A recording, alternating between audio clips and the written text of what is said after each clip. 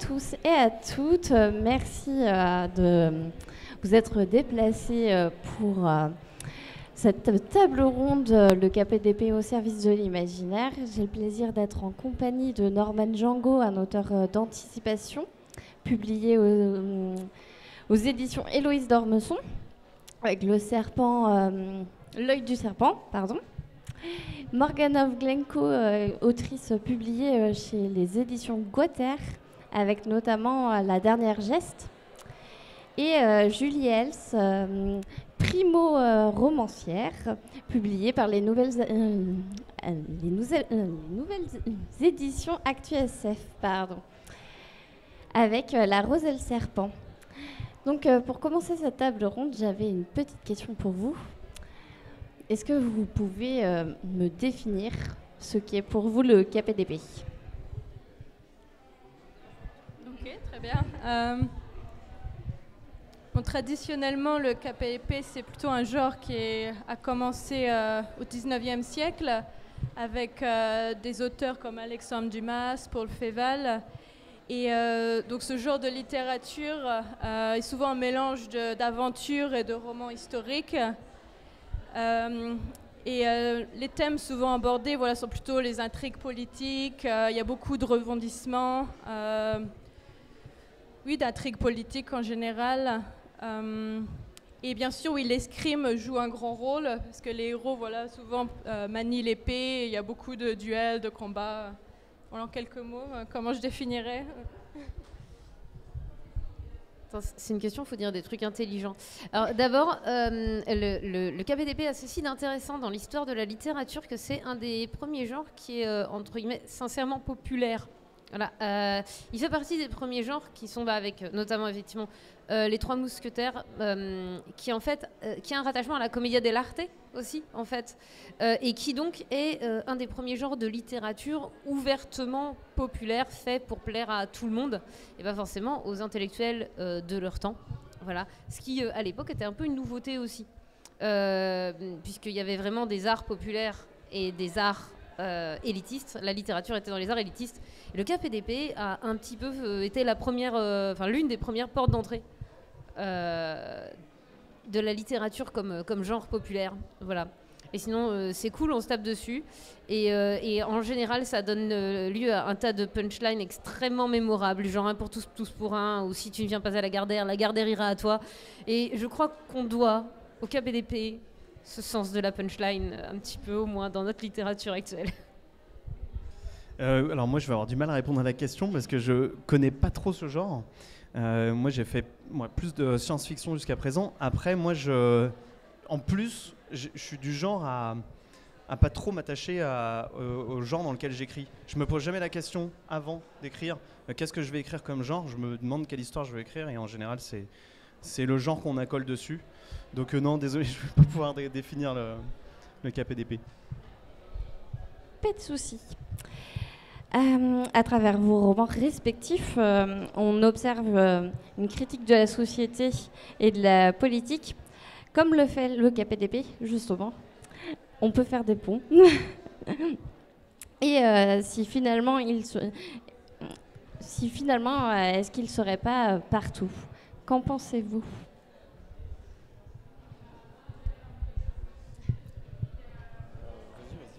Bon, alors apparemment c'est moi qui dois commencer. Est-ce que le KPDP ne serait pas partout ? Alors moi j'ai tendance à en mettre partout, ça c'est à peu près certain. J'aime beaucoup trop mettre des gars et des meufs en chemise bouffante qui croisent le fer avec des épées trop classe. Je sais pas, il y a un truc qui va bien, d'accord. Est-ce qu'il y en a partout ? J'en sais honnêtement rien. Moi j'en mets, ça c'est certain, parce que j'aime ça c'est certain. Après, sur l'aspect politique du genre, comme je disais, effectivement c'est un des aspects du KPDP qui est intéressant, c'est qu'il a de fait toujours eu un impact politique. Alexandre Dumas, quand il écrit Les Trois Mousquetaires, est-ce que je peux vous rappeler que Alexandre Dumas n'était pas très très blanc, si vous voyez ce que je veux dire ? Et que si vous relisez Les Trois Mousquetaires aujourd'hui, vous apercevrez que Athos, Porthos, Aramis et D'Artagnan, c'est quand même un peu des têtes à claques. Et que, en fait, il y a une certaine... chez Dumas, il y a ce côté de je vais un petit peu détruire le mythe du héros, en fait. Parce que, honnêtement, D'Artagnan fait des trucs plus que discutables. Athos fait des trucs plus que discutables. Aramis est carrément un traître. Et Porthos est littéralement prêt à se prostituer pour de l'argent. Oui, vous aviez oublié ça dans Les Trois Mousquetaires ? Va falloir les relire. Voilà. Donc pareil, dans Paul Féval, dans Le Bossu, qui est le bouquin le plus connu, j'essaye de garder les bouquins connus, histoire que vous ayez les références un peu. C'est pareil, il y a toute une histoire de la noblesse de cœur face à la noblesse de rang. Voilà, puisque donc Lagardère, il est anobli par Nevers parce que lui, il le trouve noble de cœur, mais il se retrouve heurté à la réalité du monde aristocratique, voilà. Et au milieu, il faut sauver Blanche parce que c'est quand même l'héritière, voilà, tout ça. Pareil, Blanche et l'héritière à une époque où hériter une femme, compliqué, tout ça, voilà. Et ce qui est intéressant, c'est que dans l'évolution de ce genre, il va aboutir peu à peu aux prémices du genre super-héroïque. Parce que l'un des pivots entre le KPDP et le genre super-héroïque, c'est El Famoso Renard Noir, Zorro. Zorro, c'est du KPDP, techniquement, et c'est aussi considéré comme l'un des premiers super-héros, puisqu'il est masqué, il combat l'injustice, il a une Batcave, enfin une Tornado Cave, hein, plus précisément. D'ailleurs, il n'a pas de Batmobile, il a Tornado, qui coûte moins cher en essence et plus cher en picotin. Voilà. Et en fait, ce qui est intéressant, c'est de voir que le KPDP a pour héritier aujourd'hui toute la culture du super-héros, en fait. C'était intelligent comme réponse, c'est bon ? Absolument. Est-ce que vous voulez rajouter quelque chose, Julie, ou Normal ? Non, mais du coup, ça me fait rebondir effectivement sur cet aspect super-héros qui... est-ce que ça a toujours été... est-ce qu'il y a toujours eu ce besoin d'avoir des super-héros, selon toi ? Je vais me poser des questions. Non, mais du coup, ça me fait réfléchir. Effectivement, aujourd'hui, on arrive vraiment dans une ère de super-héros avec les Marvel, etc., où on a l'impression qu'il faut que les héros soient super, ou en tout cas dotés de pouvoir. Ou avoir une cape, ça serait quoi est-ce que ça a toujours été le cas à ton Est-ce que les super-héros ont toujours eu des capes ? Est-ce que les Il y a un débat sur les capes. Est-ce qu'il y a toujours eu un besoin chez le lectorat de super-héros ? Alors, il y a toujours eu un besoin de héros. Après, le super-héros tel qu'il est défini de la façon moderne, il commence avec Superman. Par contre, effectivement, Superman est aussi l'héritier du coup de figures mythologiques comme Hercule, comme Cuchulainn dans les mythes irlandais, comme Thor dans les Eddas poétiques des peuples scandinaves, qui là sont des divinités ou des demi-dieux. L'avantage entre guillemets du héros, c'est qu'il est supposément il est supposé plus ou moins humain ou avec une base humaine. Et le héros de KPDP, lui, par contre, 99% du temps, il est humain, en fait, finalement, avec ses défauts et ses qualités. On a aussi j'ai l'impression, en fait, on a une transition, on a un peu, tu vois, Hercule, Cuchulainn, Thor, tous ces héros mythiques, là, antiques. Au Moyen-Âge, on va passer, du coup, sur une phase de transition qui était une littérature populaire à l'époque, mais qui est tout ce qui est geste arthurienne, les et gestes médiévaux, Roland, Roncevaux, tout ça, où c'est des humains, mais c'est quand même des humains vachement badass. Enfin, je veux dire, vous connaissez beaucoup d'humains, vous, qui sont plus forts à midi qu'à 18h parce que le soleil s'est baissé entre-temps. Bon, ça, c'est Gauvin dans la légende arthurienne. Bon, voilà. Sinon, on a Boars de Gaune. Il est manchot, il manie une épée à deux mains. Je vous laisse saisir la logique. Et donc, ensuite, on dérive de là vers... le héros, il garde son épée, mais il devient un peu plus humain, avec les héros de KPDP qui ont rarement ces espèces de pseudo-pouvoirs qui demeuraient dans la geste arthurienne. Et ensuite, ils vont en récupérer avec l'arrivée de Superman, et il va y avoir quelque part le conflit du héros sans pouvoir et du héros avec pouvoir, c'est-à-dire Batman et Superman, littéralement. Voilà. Donc le héros qui est plus qu'un humain et le héros qui est seulement humain, mais très très riche. Bon, parce que disons-le, le pouvoir principal de Batman, c'est qu'il est pété de thunes. Donc voilà, mais en fait, je ne suis pas censée monopoliser cette table ronde, donc... Désolé. Désolé, c'est peut-être un sujet C'est qui de ma m'intéresse. faute, Non, au contraire. Au contraire, enfin, moi je pense que c'est intéressant. Je veux juste pas monopoliser la parole. Est-ce que Julie, tu veux rajouter quelque chose ? J'ai rien de particulier à ajouter sur cette question, je trouve que ça couvre déjà bien. Ouais. Alors, on continue avec les personnages. Vos personnages aussi s'approchent des personnages typiques qu'on peut rencontrer dans le KPDP, avec des personnages avec des personnalités fortes, défendant leurs valeurs. Je pense notamment à vos deux romans, Morgane et Julie. Est-ce que vous pouvez nous en dire plus sur la construction de vos personnages ?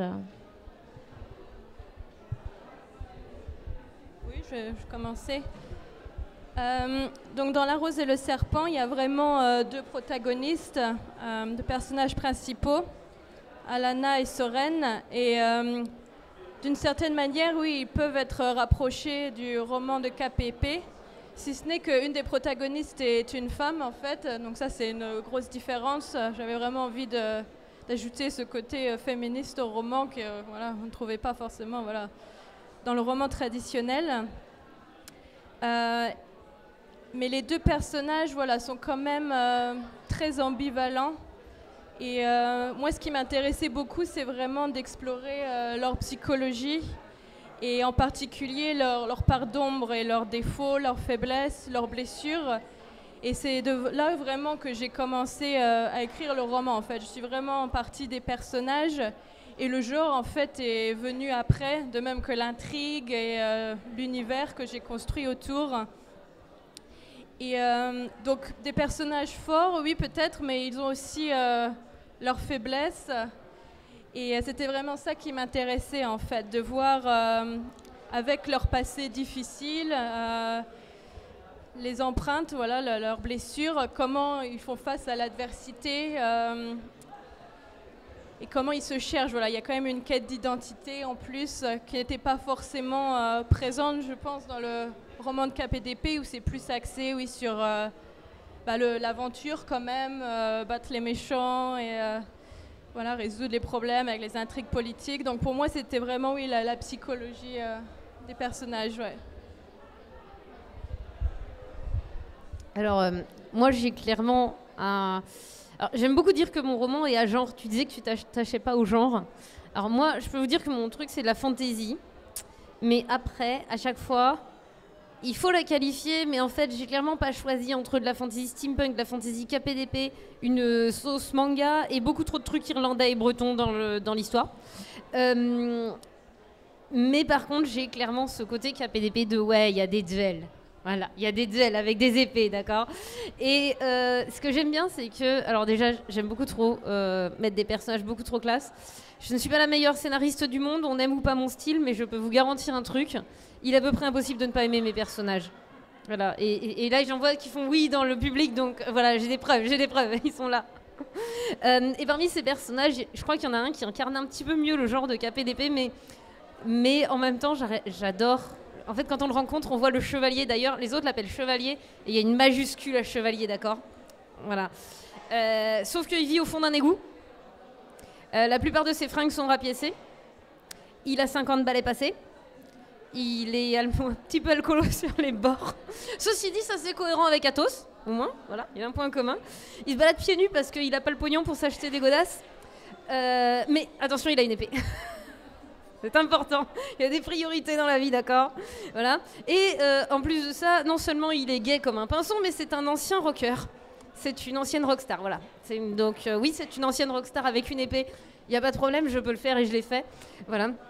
Et il est un petit peu l'opposé de l'antagoniste principal, qui est l'héritier du trône de France, voilà, qui lui est aussi un escrimeur.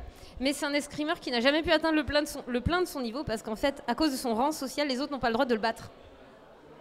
Enfin, sauf son maître d'armes de temps en temps, mais c'est pas comme ça que tu progresses en fait. Donc il a jamais finalement affronté personne pour de vrai. Et il y a toute cette trame qui est très très KPDP en fait, de tout cet aspect de celui qui finalement cherchera toujours le plein de son escrime et l'autre qui l'a atteint depuis 3 plombes et vit dans un égout pieds nus. Voilà. Et il y a tout un parallèle entre ces deux personnages-là qui sont en fait finalement quelque part 2 archétypes de KPDP aussi. Voilà. En tout cas que j'ai très fortement emprunté à ce genre. Et qui sont vachement cool. Voilà. Sinon, tous les autres personnages sont trop mignons. Adoptez-les et vous les pleurerez très fort avec moi. Ça donne pas du tout envie. Et actuellement, le KPDP aussi prend une place importante, notamment au cinéma. Pensez-vous que ces adaptations permettent une meilleure visibilité des littératures de l'imaginaire? Je m'adresse plutôt à toi, Norman, mais vous pouvez intervenir, Morgane et Julie. Alors, c'est que le fait que ça soit démocratisé au cinéma, que ça ouvre c'est ça ta question, que ça ouvre plus au public? Alors c'est très bizarre parce que en salon, avec les lecteurs. Alors moi mon roman, c'est donc un polar d'anticipation qui est sorti plutôt dans les salons de littérature blanche. Donc ce qui s'est passé, j'ai été confronté à des gens qui ne connaissent pas du tout ça. Et quand je leur posais la question, ces gens-là, ils peuvent consommer des séries, ils peuvent regarder tous les Star Wars, etc. Et ils adorent. Mais ça, en littérature, non. Il y a un blocage, c'est bizarre. C'est comme si pour eux, ça c'est un genre visuel, ça appartient à un genre visuel. Et du coup, c'est assez compliqué. J'imagine que sur le temps long, ça va se démocratiser, ça va s'ouvrir à la littérature. Mais pour le moment, c'est pas le cas. Et alors, c'est pas le cas de tout le monde, hein. Il y a plein de lecteurs que j'ai rencontrés qui sont très curieux et qui sont là, bon bah d'accord, allez j'y vais, je tente le coup, c'est vrai, après tout je regarde des séries comme ça, pourquoi pas. Mais pour l'instant le lien c'est pas fait, mais je désespère pas que ça arrive, je pense que ça va se faire, mais voilà, il faut que ça soit un peu de patience, je pense. Est-ce que vous souhaitez rebondir?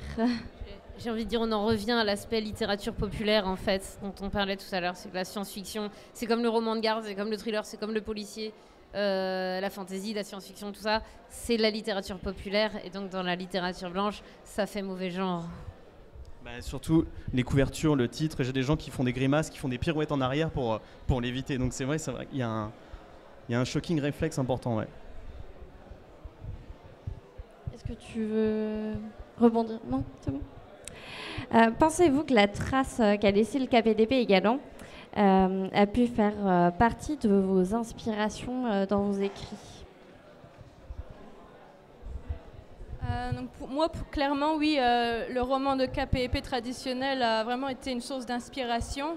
Je suis une grande fan d'Alexandre Dumas, donc oui, j'ai adoré Les Trois Mousquetaires, enfin, toute la trilogie, y compris Le Comte de Monte Cristo. Ce qui a à côté, oui, aussi Vengeance dans La Rose et le Serpent, qui peut rappeler Le Comte de Monte Cristo. Et surtout, oui, ce que j'aime beaucoup dans le roman de KPDP, c'est l'action, les péripéties. J'avais vraiment envie de donner ce rythme au roman. Donc ça a été, oui, certainement une influence. Voilà, en gros, ouais. Ouais, bon, moi, c'est Pretty Obvious, du coup, comme je l'ai dit tout à l'heure. Du coup, oui, clairement, moi, c'est dans les influences même qui se voient, j'ai envie de dire, et que je cache même pas. Enfin, il y a littéralement des duels d'escrime tout le temps, d'accord? Il n'y a pas un tome où il n'y a pas un duel, d'accord? Il n'y a pas un tome où, à un moment donné, il n'y a pas deux types ou deux personnes. En tout cas, c'est pas toujours des mecs, hein. Il y a beaucoup de nanas qui tirent une épée et qui se mettent sur le coin du pif. Alors oui, je crois que bon, c'est assez évident. Et justement, pourquoi cet amour du KPDP et pourquoi tu as voulu le retranscrire ardemment comme ça? Rule of cool, parce que c'est cool. Non mais vraiment c'est cool, enfin je sais pas qui n'aime pas ça.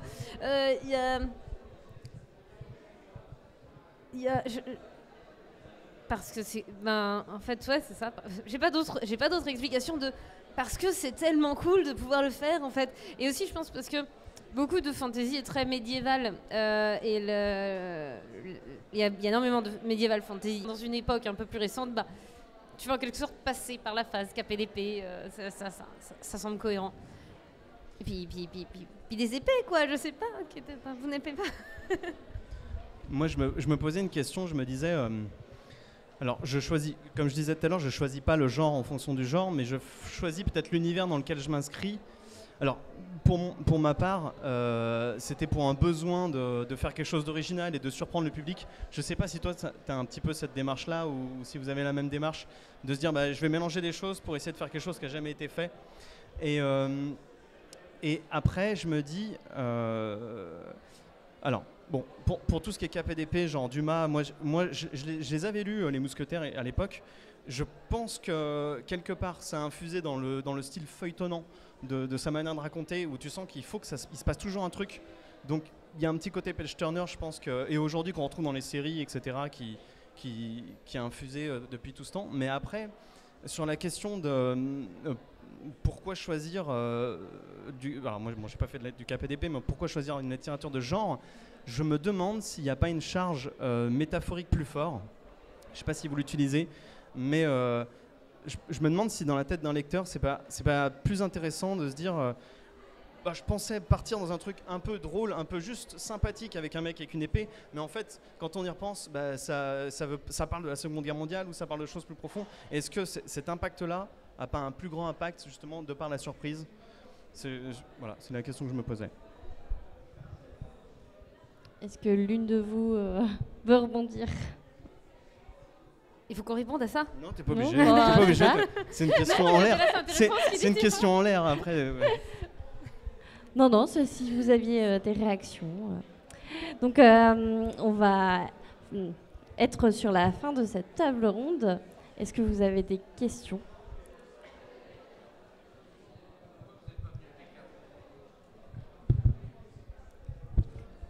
C'est une vraie bonne question. Pourquoi j'aurais pu venir si tu voulais. J'ai le costume à la maison. Avec une épée de GN, par contre, parce que je crois que c'est pas très permis de se balader une épée au côté aujourd'hui. Alors moi, je voudrais apporter un petit mot justement sur le côté héros des Trois Mousquetaires et de Paul Féval. C'est pas des héros. Non. Non. Alors pour les Trois Mousquetaires, c'est assez flagrant. Pour le Bossu, en fait, peu de vous l'ont lu, clairement.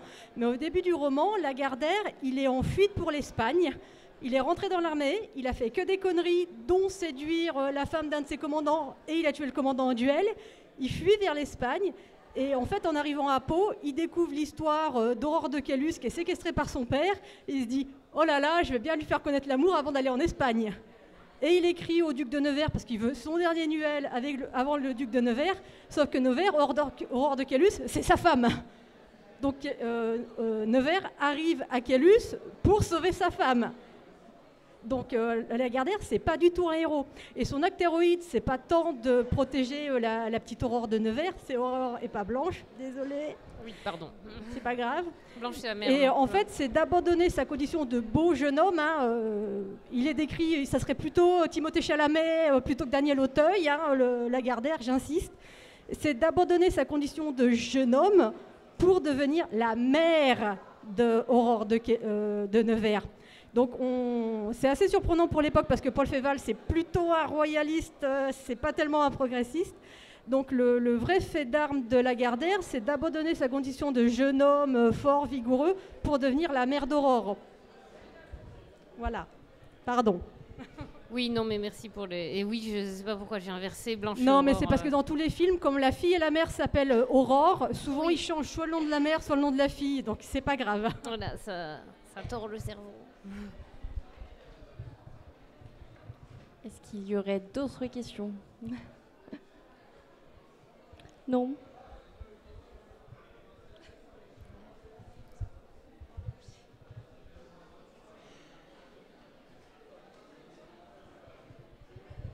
Bonjour. J'entendais Norman parler de Star Wars tout à l'heure. Et dans Star Wars, il y a des capes et des épées, même si elles ont une forme différente. Est-ce que finalement le space opéra, c'est le futur du cap et d'épée, ou est-ce que ça va évoluer dans un autre genre encore ? Là-dessus, j'ai une réponse très claire. Star Wars, c'est autant de la fantasy que de la SF en fait. Il y a littéralement de la magie. Okay, Star Wars, c'est de la science-fiction parce qu'il y a des vaisseaux spatiaux, mais c'est aussi de la fantasy en fait. Tous les space opéras ne sont pas de la fantasy, mais il y en a pas mal qui le sont. Voilà, clairement. Et donc oui, clairement, Star Wars, honnêtement, tu peux raconter le pitch de Star Wars et le background de Aragorn avec les mêmes mots et en les confondant, quoi. Il va récupérer l'épée de son père parce qu'un vieux va lui filer, je veux dire... voilà, oui, ou Arthur Pendragon, voilà, ou tout un tas d'autres héros, finalement, mythiques. Hein, mais Star Wars, c'est autant de la fantasy que de la SF.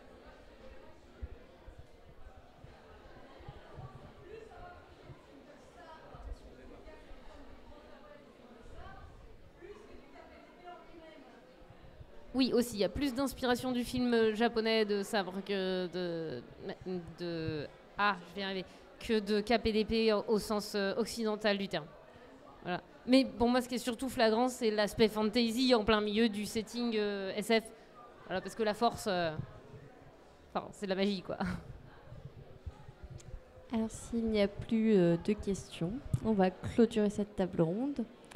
Merci beaucoup au public d'avoir été présent et merci beaucoup à nos intervenants et intervenantes. Merci à toi. Si.